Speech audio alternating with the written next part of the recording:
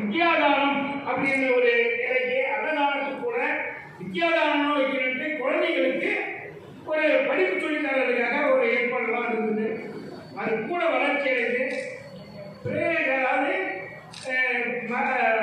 மாதம் அதாவது குழந்தை பேர் பெறக்கூடிய பிரசவத்துக்கு இருக்கக்கூடிய மகளிர்களுக்கு உதவிகள் செய்திருக்கிறது. அதுக்கடுத்தால கல்வியில பின்தங்கி இருக்கக்கூடிய குடும்பங்களுக்கு உதவி செய்திருக்காரு. இப்ப தமிழ் மொழி எங்கேயோ போயிடும், அது உள்ள ஹிந்தியோ மற்றதோ வந்துவிடக்கூடாது.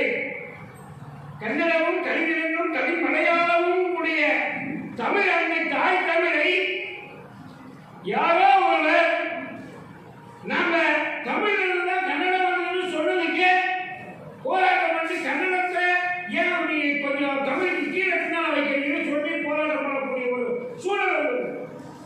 அன்னை தமிழ் மொழி தாய்மொழி, அதிலிருந்து பிறந்ததுதான் கன்னடம், தெலுங்கு, தமிழ், மலையாளம், துளுவம் போன்ற பிற மொழிகள். இது போன்ற காலகட்டத்தில் ஓம் நகரில் அருணாச்சல அந்த அண்ணாமலையாரை தொழுது கொண்டிருக்கக்கூடிய ஐயா தியாகராஜ பகவான் இந்த இடத்திலே நம்மையெல்லாம் ஒன்றாக சேர்த்திருப்பதற்கு அவர்களுக்கும் ஐயா முதல்வர் பேராசிரியர் நல்ல தமிழ் உள்ளம் கிடைத்த ஐயா உலக தமிழ் கழகத்தினுடைய கிளை தலைவர் ஐயா குமார் ஐயா அவர்களுக்கும் இதை சீரும் சிறப்புமாக செயல்படுத்திக் கொண்டிருக்கக்கூடிய ஆசிரியர் பெருமகனார் இளம்பவன் ஐயா அவர்களுக்கும் எங்களை எல்லாம் தமிழ் படித்து ஏற்பாடு செய்வதற்குரிய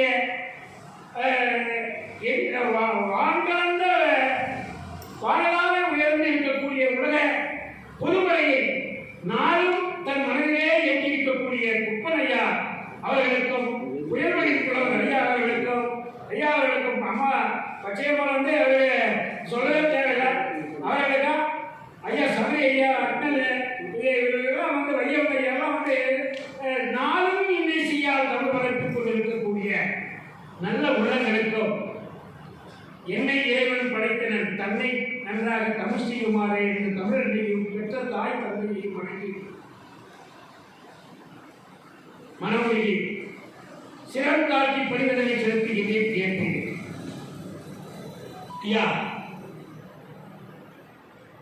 ஆழ்வார்களின் அழகு தமிழ் என்ற தலைப்பு குறித்து பேச வந்திருக்கிறேன். ஆழ்வார்கள் யார்? பண்டிதர் 4000 திவ்ய பிரபந்தம் பாடுகின்றார். ஆனா அதை அழகு தமிழ் தமிழ் தமிழ் தமிழ் தமிழ் தமிழ் தமிழ் என்று சொல்லி போனால் அமிழ் அமிழ் அமிழ் அமிழ் என்று மாறும். அமிழ் அமிழ் அமிழ் என்று மாறினால் தமிழ் தமிழ் தமிழ் தமிழ் என்று மாறும். இந்த தமிழை அதே போல ராமன் ராமன் ராமன் ராமன் ராமன் ராமன் சொல்லி பாருங்க. மரா மரா மரா மரான் ஆகும். மரா மரா மரா மரா மரான் ராம் ராம் ராமன் ஆகும். மரம் இருக்கிற இடத்திலே அதாவது ராமன் இருக்கிற இடத்திலே அயோத்தி என்று சொல்லுவார்கள் பழமொழிகள். ஆனால் ராமன் அவர் எப்படி இருக்கிறார்னா பச்சை மாமலை போல் மேனி, பச்சை மாமலை போல் மேனி மரகத ஒளி வீசக்கூடிய தண்ணியில பச்சை மாமலை போல் மேனி கோலவாய் கமலச்சிங்கன் அச்சுதாமலர்வேனே அச்சுதாமலர்வேனே ஆயிரம் கொழுந்தே என்னும் என்னங்க மரத்தை காட்டினாரு, கிளைய காட்டினாரு, இலைய காட்டினாரு, எல்லாத்தையும் காட்டிட்டு கடைசியில ஆயிரம் கொழுந்தே என்னும் பெரிய ஆளு உலகளந்த பெருமாள் வாமனாவதாரம் எடுத்தவர். இப்படியெல்லாம் இருக்கக்கூடிய அந்த கடவுளை தொண்டடிப்படியாளர் என்ன சொல்றாரா? ஆயிரம் கொழுந்தே என்னும் இச்சுவை கவிதையான் போய் இந்திரலோகமாலும் அச்சுவை பெரிதும் கேள்வி அந்த சொல்லலையா திரையரங்கமானவர்களானே இந்த கொழுந்து பாருங்க.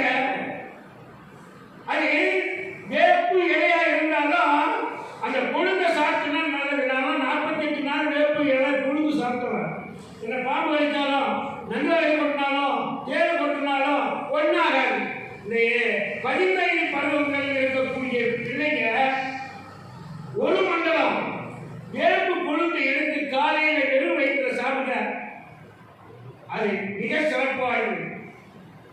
அந்த கொழுந்து இலை நமக்கு எப்பயுமே பார்க்கறதுக்கு அழகா இருக்கும்.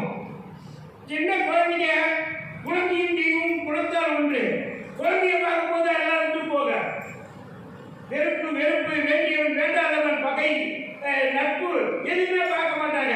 அதனாலதான் அந்த தொடரடி பொடியாளர் என்ன சொன்னாரு, அந்த கொழுந்து என்று சொல்கிறார்.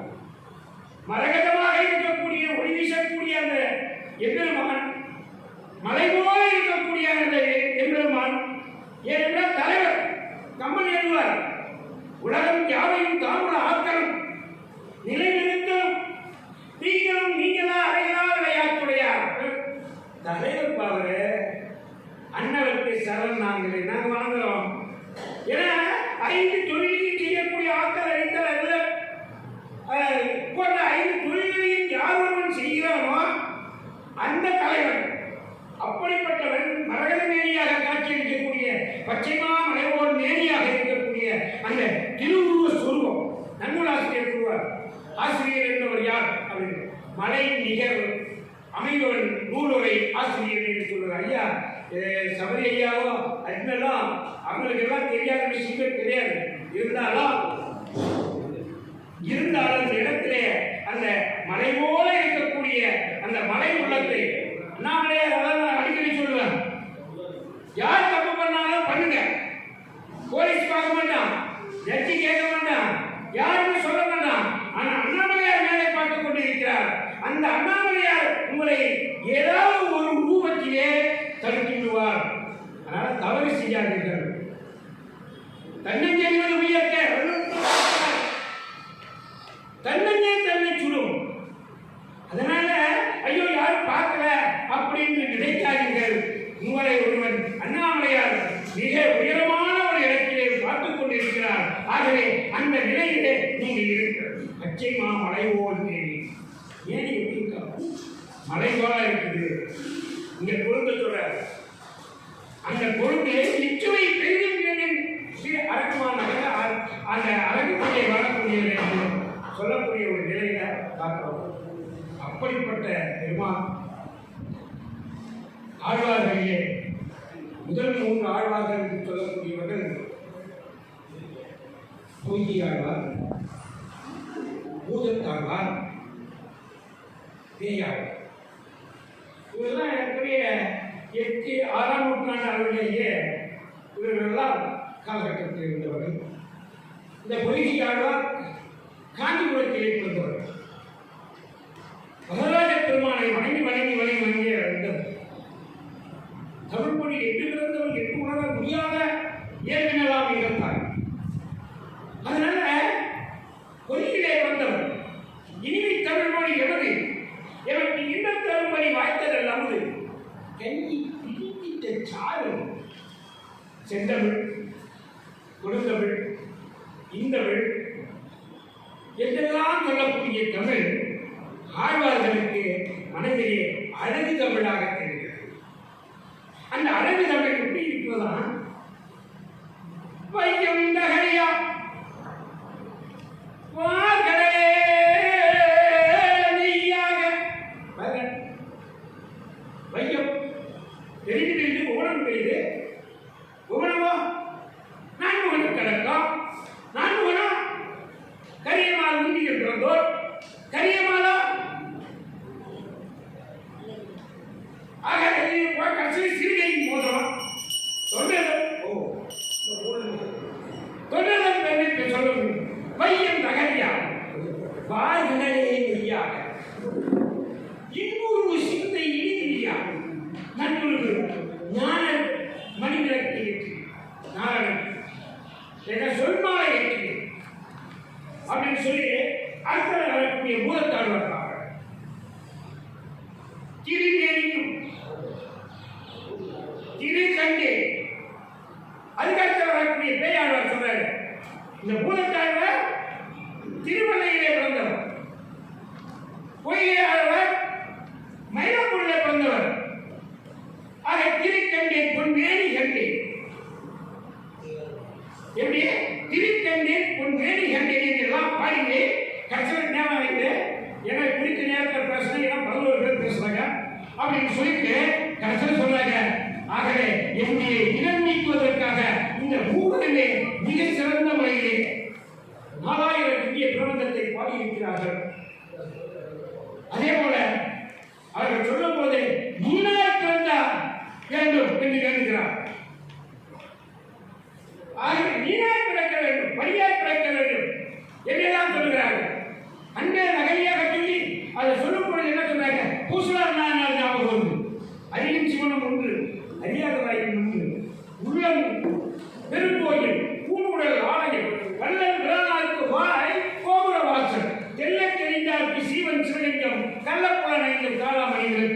பூசுவார் நாயனார். திருமூலர் எழுதுவது அந்த திருமூலர் நாயனாரை பூசுவார் எழுதித்தான் எழுதினார் உலகம். திருமூலர் ஆகவே திருமூலர் பூசுவார் நாயனாரே உள்ள பெருங்கோயிலாக உட்கார்ந்திருந்தவர். அதுபோல அன்பே ரகலியா ஆளுமே நெய்யாக இங்குரு சிந்த இடிதியா. இது ஆகவே இந்த பொய்கை ஆழ்வார், பூதத்தாழ்வார், பேயாழ்வார் ஆகிய மூவரும் உலகளந்த பெருமானை காண்பதற்காக திருக்கோவிலுக்கு வருகிறார்கள். அந்த திருக்கோவிலுடைய இரவு நடி இரவு, அந்த நடி இரவிலே மழைக்கூறல் மின்னல் மின்னுகிறது. இதையெல்லாம் அந்த இடத்திலே ஒரு சூழலை ஏற்படுகிறது. ஒரு ஒட்டு திண்ணையில் அந்த வீட்டுக்காரர்கிட்ட கேட்குறாங்க, நான் இதை தங்கிக்கலாமான்னு. அதுக்கு என்னங்க தங்கிக்கிங்க அப்படின்றாங்க. அந்த முதல்ல அந்த பொய்கையாளர் போய் படுத்துக்கிறாரு. படுத்துட்டு இருக்க உடனே அது கொஞ்ச நேரம் சென்ற உடனே அங்கே பூதத்தாழ்வார் இருக்கிறார். கதையை 1000 ரூபாய் கொண்டு பிறந்தவர்கள். அந்த பூதத்தாழ்வார் வந்த உடனே அது பற்றி எழுதிக்கிறது கொஞ்சம் பார்க்க உடனே ஒருவர் படுக்கையில் 20 அமரலாம். ஒரு ஆள் படுத்துக்கிற இடத்துல 2 பேரே உட்காரலாம். 2 பேரும் உட்கார இடத்துல 3வது ஆள் பொய்யாளர் வேறு. பொய்யாளருக்கு இடம் இல்லை. ஆனா 20 இருக்கையில் 3 இருக்கலாம். இந்த 3 பேரையும் நிற்க வச்சு பார்த்து இதை 4வது ஆளா உள்ள நுழைக்கிறாரு. உள்ள நிறுத்தும் போதுதான் அந்த பெருமானை அந்த பொய்யாழ்வாரும் புதத்தாழ்வாரும் பேயாழ்வாரும் காட்சி வைக்கக்கூடிய இடம்தான் வையம் தகலியா, அன்பே தகலியா, இருமேனி கங்கை, பொன்மேனி கங்கை என்றெல்லாம் பேசுவதற்கு அந்த அந்த இடஒதுக்கீடு எப்பொழுது வந்தது என்று சொன்னால் அப்பொழுதே ஆழ்வார்கள் காலத்திலேயே வந்துவிட்டது என்று கூறி வாய்ப்புக்கு நன்றி கூறுகிறேன். நன்றி, வாழ்த்து.